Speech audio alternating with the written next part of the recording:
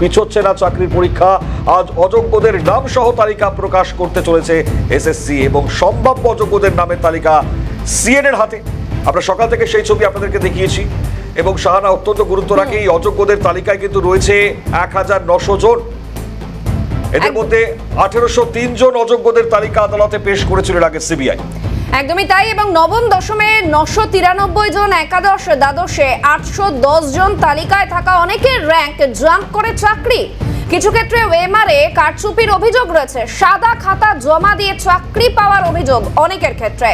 খুব স্বাভাবিক, আর সূত্রে যে খবর সামনে এসছে খুব স্বাভাবিকভাবেই এই গোটা ঘটনা এখন তালিকা প্রকাশের পর জট কি কাটবে, যেটা সব থেকে বড় প্রশ্ন। আমরা খুব স্বাভাবিকভাবে আজকে এই গোটা পরিস্থিতি নিয়ে আলোচনা করব বা গুরুত্ব রাখবে, কারণ এক এক করে যারা শিক্ষক শিক্ষারা রয়েছেন আজকে তারাও কি বলবেন, খুব স্বাভাবিকভাবে পরিস্থিতিকে নজর রাখবে। তবে অভিরূপা হাজরার কাছে শুরুতে চলে যাই আমরা। শাহানা আমাদের সঙ্গে রয়েছেন, আমাদের প্রতিনিধি সরাসরি। অভিরূপা, গুরুত্ব রাখে কারণ এই যে তালিকা প্রকাশ এবং তারপর বড় প্রশ্ন, তালিকা প্রকাশের পর কি জট কাটবে, কি মনে করা হচ্ছে?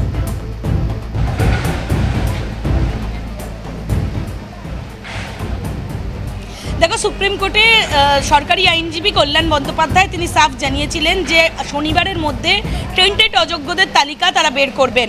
যেখানে বারবার বলা হচ্ছিল যে কলকাতা হাইকোর্ট বলেছে, সুপ্রিম কোর্ট বলেছে বারবার যে যোগ্য অযোগ্যদের তালিকা বের করলেই যোগ্যরা চিহ্নিত হয়ে যাবেন এবং যোগ্যরাই পরীক্ষায় বসবেন।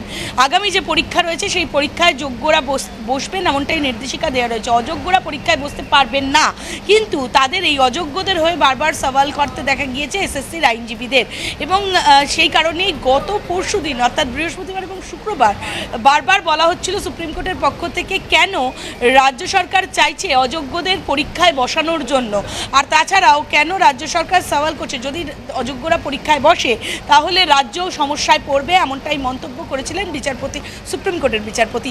এবং তারপরেই দেখা গেল যে রাজ্য সরকারি আইনজীবী কল্যাণ বন্দ্যোপাধ্যায় তিনি ওপেন কোর্টে বললেন যে শনিবারের মধ্যে তারা একটি অযোগ্যদের তালিকা বের করবেন, ফলে তো যোগ্যরা সেইভাবে চিহ্নিত হয়ে যাবে।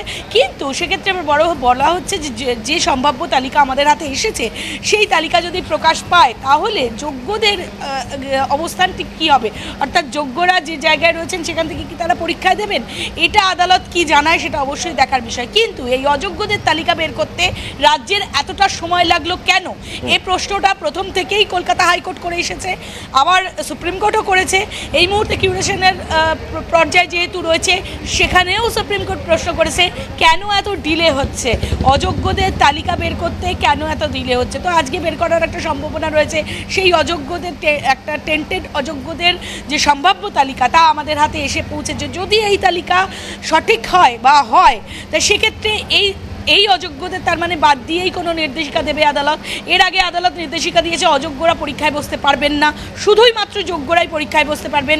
সেক্ষেত্রে দেখা গেছে এসএসসির হয়ে আইনজীবীরা দাঁড়িয়েছেন, তারা বারবার সওয়াল করেছেন কলকাতা হাইকোর্টে এবং সুপ্রিম কোর্টে যে একই দোষের জন্য কেন তারা 3টে শাস্তি পাবে। 1, তারা চাকরি খুইয়েছে, 2, তারা টাকা ফেরত দিচ্ছে, 3, তারা পরীক্ষায় বসতে পারছে না।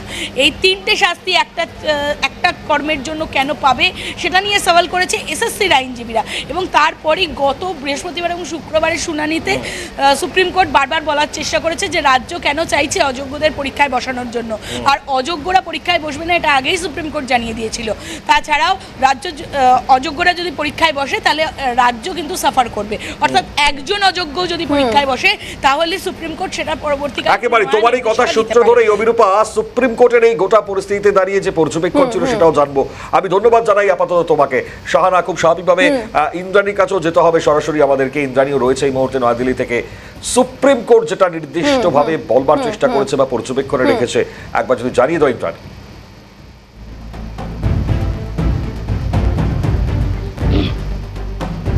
দেখো মণিময়, সুপ্রিম কোর্টের পরিষ্কার বক্তব্য যে একজনও টেন্টেড ক্যান্ডিডেট যেন পরীক্ষায় বসতে না পারে বা চাকরি না পায়, একদম পরিষ্কারভাবে গতকাল সঞ্জয় কুমারের বেঞ্চ পরিষ্কারভাবে জানিয়ে দিয়েছে যে কোনো টেন্টেড ক্যান্ডিডেটকে কিন্তু তারা অ্যালাউ করবেন না এবং এই বিষয়টায় কড়া নজর রাখছে দেশের সুপ্রিম কোর্ট। এবং কোনো অযোগ্য ক্যান্ডিডেট যাতে এই পরীক্ষায় বসতে না পারে সেটা শিওর করতে বলেছেন তিনি এসএসসির আইনজীবীকে। কল্যাণ বন্দ্যোপাধ্যায় এসএসসির আইনজীবী তিনি জানিয়েছেন 5 লাখ আবেদনপত্র জমা পড়েছে। এর মধ্যে তারা যতটা সম্ভব ফিল্টার করেছেন যে যাতে কোনো অযোগ্য ব্যক্তি পরীক্ষায় বসতে না পারেন। এখনও যদি অ্যাডমিট কার্ড দেওয়ার আগেও যদি কেউ ধরা পড়েন যে কেউ পরীক্ষা টেন্টেড ক্যান্ডিডেট আছে, তাকে কিন্তু অ্যাডমিট কার্ড দেওয়া হবে না বা তাকে পরীক্ষায় বসতে দেওয়া হবে না। বারে বারে যে সিলেকশন প্রক্রিয়া নিয়ে কথা হচ্ছিল দীর্ঘ প্রায় 1.5-2 বছর ধরে এই সমস্যা চলছে, এবং 2016 যে প্যানেল অবশেষে সুপ্রিম কোর্টের প্রাক্তন বিচারপতি সঞ্জীব খান্নার নির্দেশে সেই প্যানেল ক্যান্সেল হয়ে গেছে, এবং বিচারপতি সঞ্জয় কুমার বৃহস্পতিবার পরিষ্কার নির্দেশ দিয়েছিলেন এসএসসিকে যে 7 দিনের মধ্যে কিন্তু তালিকা প্রকাশ করতে হবে। যখন গতকাল এই মামলার শুনানি হয় শুক্রবার দিন, তখনও যখন বিচারপতি পরিষ্কার এই কথাটা বলার চেষ্টা করেন যে 7 দিনের মধ্যে আপনারা তালিকা প্রকাশ করছেন তো, তখনই কিন্তু এসএসসির আইনজীবী কল্যাণ বন্দ্যোপাধ্যায় পরিষ্কার বলে দেন আগামীকাল অর্থাৎ আজ শনিবার দিন এসএসসি টেন্টেড ক্যান্ডিডেটদের তালিকা প্রকাশ করবে। এখান থেকে যে প্রশ্নটা উঠছে, তাহলে যখন টেন্টেড ক্যান্ডিডেটদের তালিকা পরিষ্কারভাবে এসএসসির কাছে ছিল, তাহলে সেই তালিকা প্রকাশ করতে এত গড়িমসি কেন করলো এসএসসি?